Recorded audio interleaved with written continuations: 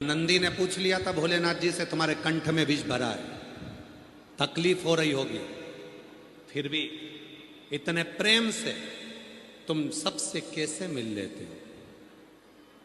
शिव कहते हैं अपने दर्द को, अपने दुख को किसी को कह भी दूंगा तो वो मेरा दुख थोड़ी ना आधा कर देगा। पत्नी पर आकर तुम चिड़चिड़ कर भी दोगे, घर पर अपनी धर्म पत्नी से तुम गुस्से में आकर बोल भी लोगे, तो क्या तुम्हारा टेंशन आधा हो जाएगा? जम के बोलो रे भाई, हो जाएगा क्या? नहीं हो सकता। जब पत्नी को बोलने पर भी तुम्हारा टेंशन आधा नहीं हो सकता, भाई को बोलने पर भी तुम्हारा टेंशन आधा नहीं हो सकता, रिश्तेदारों को बोलने पर भी तुम्हारा टेंशन आधा नहीं हो सकता, तो तुम अपने टेंशन को जगत में क्यों कहो? कितना सुंदर कहा है। हो सके तो अपने अड़ोसी पड़ोसी को भी बोलना ये वाली बात। कौन सी?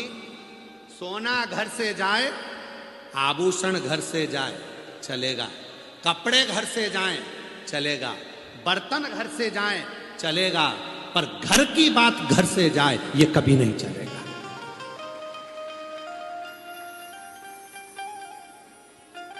चेन चली गई ना, चले जान दो।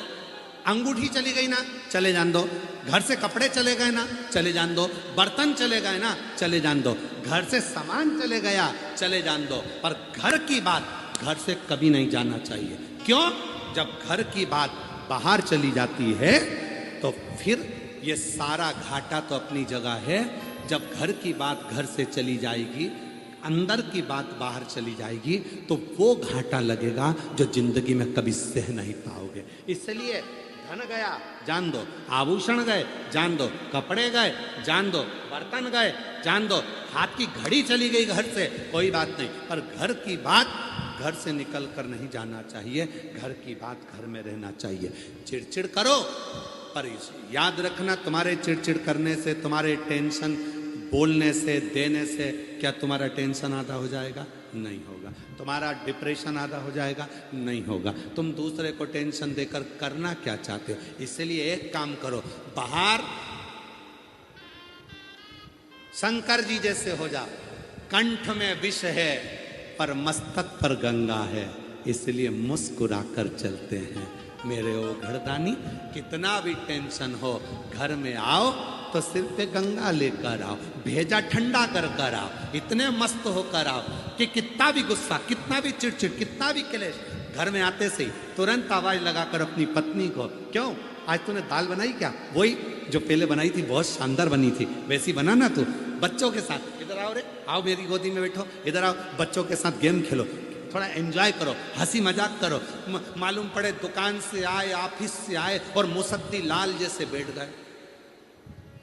पत्नी चाय लेकर आई तो चिल्ला के, ठंडी लेके आ गई, चिड़चिड़ कर रहे हो। जरा सा कुछ बोल दिया, चिड़चिड़ कर रहा। बच्चा खेल रहा था, उसमें चिड़चिड़ कर रहा। माँ ने कुछ बोल दिया, चिड़चिड़ कर रहा। पापा ने कुछ बोल दिया, चिड़चिड़ कर रहा। अरे भाई, घर में आया है ना, बाहर था ना, घर में आए हो ना, चेहरे पर स्माइल रखना।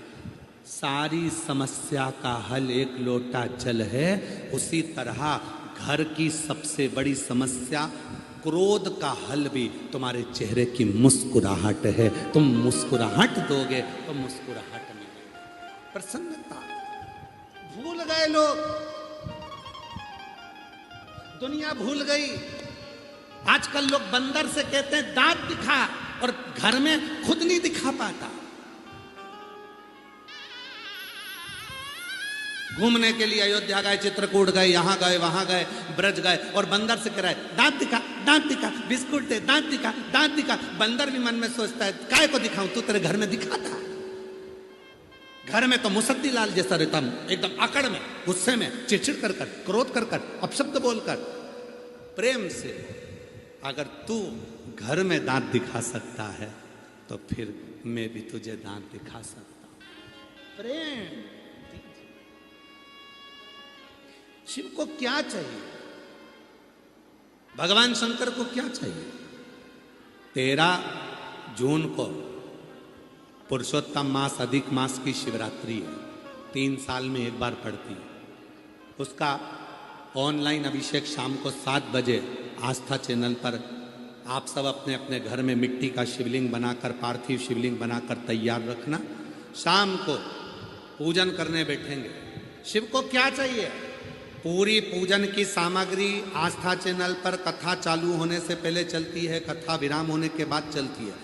उस पूरी सामग्री में देखना कि कहीं पर भी धन खर्च होने का सामान शंकर को नहीं चाहिए। चावल के दाने 11 तुम्हारे घर में, समी का पत्ता तुम्हारे घर में, बेलपत्र का पत्ता घर में है, कनेर का फूल घर में है। जो सामग्री, थोड़ा सा कच्चा दूध 1 चम्मच 2 चम्मच, थोड़ा सा उसमें शक्कर या गुड़ मिला हुआ तुम्हारे घर में। ज़्यादा शिव जी को कुछ नहीं चाहिए, बस हृदय से प्रेम देना शंकर जी को प्रारंभ करो। शिव जी तुम्हें दुनिया का सारा भंडार भरना प्रारंभ कर देंगे।